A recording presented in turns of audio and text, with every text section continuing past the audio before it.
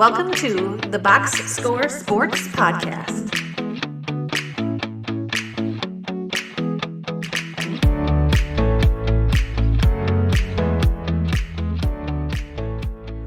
Good for Mo. Okay, let's talk about the Pistons. So, two things about the Pistons that we're going to talk about. They signed John Collins. You mentioned 3-year deal so they could do a sign and trade. I guess they completed it. I'm trying to follow it on Twitter, and it seems like they basically the Clippers just took on the trade exception for the Pistons. It sounds like so. They get him for a 3-year deal, but only the first year is guaranteed. So that's very important to mention. But and it seems like this will release Tobias Harris, maybe, or maybe Tobias will end up coming back. We'll see what happens. But I guess thoughts on John Collins going to the Pistons. Let's start there. Yeah. I'm not a big John Collins guy. Again, it makes it much better when it's only technically one guaranteed year. And I think the Pistons have something cooking where they're not trying to commit long-term money right now. Right. So that's either trades that are about to happen, or they're just trying to, obviously, if they're paying Duran, and it sounds like Asar we're just waiting for things to settle. So they have some things cooking. John Collins is fine. He's a good shooter, rebounds, kind of does some stuff. To me, he's kind of like a lateral move, I guess I would say. Like, if it's him or Tobias Harris, like, okay, he's a little bigger, probably going to get you some more boards, but like Tobias can at least create a little bit for himself. Right. So from that aspect, I'm like, I don't know that this like moves the needle for either way, but getting just one guaranteed year. And I think this is going to be lumped in with their Isaiah Stewart trade so that they can stay over the cap and they don't have to cut Duncan Robinson. Right, which I think is, like I said, yes, we talked about yesterday. I don't want them to get rid of him because, like, why you get 140% 3-point shooter and you're like, let's get rid of our only other one. It's like, no, why don't you keep all the shooting you can? Yep. So that's the pro. Let's talk about real quick. I'll just hit on a couple pros when it comes to Collins. He's a better shooter. He's more athletic. He's younger than Tobias, and he's a better rebounder than Tobias. Not by much, but he is a better rebounder. The things you mentioned, which is the cons, is Tobias is a better defender, and Tobias is better at like, hey, we need somebody to go get a bucket. If we put Tobias in his spot, he can go and get buckets. I don't think John Collins like has that in his repertoire. So he's going to be basically like a rim running 4 or a corner 3. That's really what he's going to be doing, which puts a little bit more pressure on Cade and whoever their shooting guard's going to be, or even Asar, which I wonder if they're doubling down on like, hey, we're going to develop Asar's playmaking and we're going to force the coach's hand to like develop it because we're not going to give you someone like Tobias to lean on in the starting lineup. We're going to give you another guy. So that is another possibility. I agree. It's a lateral move. The only positive that I take away is it's going to add, I think, to the floor spacing a little better than Tobias did. That's it. Yeah. Yeah, I would agree. Like you probably trust it more when it gets swung to him in the corner. Tobias has wild swings where he has, especially in the playoffs, a couple games where you're like, holy cow, flamethrower, and other ones where I think he's like 1 for 5 out of the corner. 0 for 7, like, yeah. He catches the ball and you're like, well, this ain't going in even before he shoots it. But right, you just kind of switch that out for hopefully a little more reliability, but putting a little more on Cade as of right now, pending other moves. Yeah, exactly. So let's talk about one of those pending other moves that's happening. And that's really, we've talked about this and you're probably tired of talking about this, but the Duran thing. So with Mitchell Robinson signing with the Celtics, with Kessler going to the Lakers, that's 2 options off of Duran's plate. And it only sounds like the Kings are like his final hope. Did Langdon just play this perfectly? Or is this what we're going to come out like seeing? Like he's going to maybe sign like a $35 million a year deal, which is probably the highest I'd go with him. Is that what we're going to see? Yeah, we talked about how like if you're a GM with the cap and how this is how you have to do it, and you probably feel bad because as you talked about, Duran's like a Pistons guy, draft develop, fans like him. but this is what you got to do. And I think he probably overplayed his hand by what he wanted, and he's left with the Kings.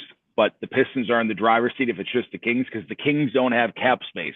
So the Kings can only acquire him. I mean, the Lakers could technically only sign him, but they could take him into cap space. They don't have to send money out to do it.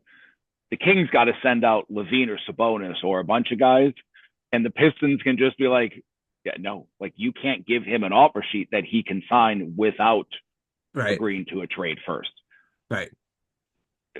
Yeah, the Pistons played this right. Unfortunately for Duran, he's going to either have to really convince the Kings to get something in place, but it's hard because if they want to trade with the Pistons can be like, we don't want Levine and we don't want Sabonis, and you can't sign an offer sheet unless we get that done. So they probably played this as good as you can, and the Lakers were his clearest path to getting paid and getting out. And obviously he thought he was worth more than 32.5 that Kessler went for. Right. And the other thing I think to add is with the back and forth between the Pistons and Kings, is it could be like, hey, we'll take Sabonis, but did you see how many picks Kessler got? Like, we'll take him off your hands, but we want assets. So that's the other play now that this puts the Pistons in the driver's seat, because they could be like, we want 2 firsts and 2 swaps, and we'll take Sabonis off your hands. Like, we're doing you a favor, right? Like, they could play it in that way. So I think Langdon really played this well, because if the Kings are like, oh, we're going to offer him the sheet, can we do a sign and trade? And the Pistons feel like, okay, there's too much bad blood here with Duran that we would just want to move on. I think they can accumulate enough assets now where it might be like, okay, it's not like the best position we want to be in it, but it is a good position to be in now versus what we would have had to do with like the Celtics, Lakers, and the Kings and all that stuff, right? Yep, and the Kings probably their pitch is probably that Sabonis is worth something, and other teams are probably like, yeah, not really. I mean, he's a fine player, but he's about to be 30, and just technically can get an extension. Probably wants one. Like, hey, no, we're good. Right, and isn't he's coming off a fairly big injury too, right? Like he missed all of last year with something. Yeah. So, oh, go ahead. Sorry. No, I was just agreeing. And like when we were texting, look, this is where I think Duran makes his mistake is even if the Lakers would have went to say 35 million instead of 32.5 that they gave to Kessler, I think you got to put pen to paper. And even if the Pistons are going to match it, that's your best. I mean, if you truly want to get out, that was your best route of even if you took a little less. And as we talked about, I don't know if the Pistons would take it, but you'd be hard to pass up what they just gave up for Kessler if you're going to get that for Duran. Right. So you're right. 32.5. He obviously thinks he's worth more than that, but he's out of options. Right. It's basically like either you get the Kings to work with them and you talk the Kings into doing this trade, and the Kings have to be willing enough to give up all the assets to get him that the Pistons want, or you just got to go crawling back to the Pistons and be like, yeah, I'll do I guess he could just sign the qualifying, couldn't he, and then become an unrestricted next year. How much is the qualifying? I was going to look. I forgot to look it up because what pick was he? Was he like a high pick? He was the 13th, I think. So his qualifying offer is probably a decent number, but not like incredible.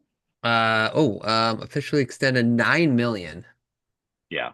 So then he's got to play for $9 million, right? Like, I guess you could take that hit, but again, do you just take $9 million and hope next year it's better for you, unrestricted, or do you just suck it up and be like, hey, what the Pistons offer 30, 32, 33, whatever that is, or you just lock that in?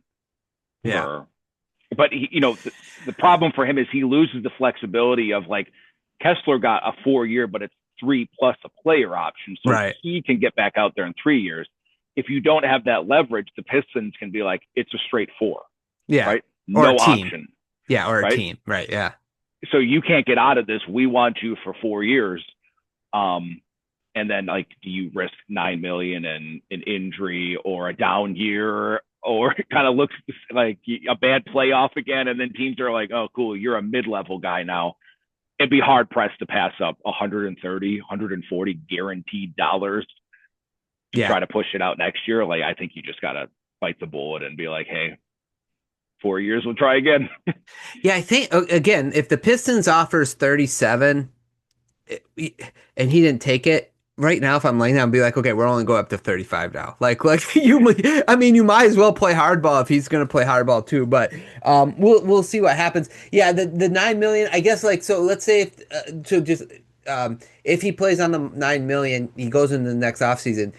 Can the Pistons still offer him like that supermax or whatever? They would have bird rights on him, so they can go 120%. So they still they could offer him a little more or the same. But yeah, they could still offer him the 5 year, like, you know, because he made the NBA all NBA team. Yeah, but I think if a guy ever takes a qualifying offer, it's pretty much like, yeah, thanks, no thanks, I'm good. Yeah, unless it depends, because if his motive is to make as much money as possible, which it kind of seems like that's sort of like what he wants, and I don't know if it's what he wants or his agent wants. But like, I understand trying to get all the money you can, but man, I feel like he just kind of got slapped in the face in this process by all those other teams. Okay. Can't take business personal, because this is what happens. Correct. Okay. Anything else on the Pistons, Duran? No, I actually like it. I know we've talked about it a lot the last 2 days. It's fascinating because you don't get a lot of these in the NBA nowadays. And I think we're going to start seeing them more. Right. And I think, like we talked about last night, there's going to be a change here where we went from everyone just gets paid to teams now have to be like, I mean, we could give you 42, but why? Right. Yeah, because now the aprons matter more, and what you can do with the your assets when you are in certain levels of that apron. It's just, you have to be a little bit more stern as a GM. So good. Just Langdon, man, I never doubted him, and I'm glad he took the stance he did. We talked about it. I wouldn't have offered Duran a lot. Like, I was like 30 to 35. If it gets to 37, I'll swallow it. Like, that's fine. But 40, anything above 40, no thanks. He can go somewhere else and try to get that. That's where I stood, even though I would, the emotional part of me is like, no, keep Duran. But I think Langdon, played it perfectly, and good for him, man. That's crazy.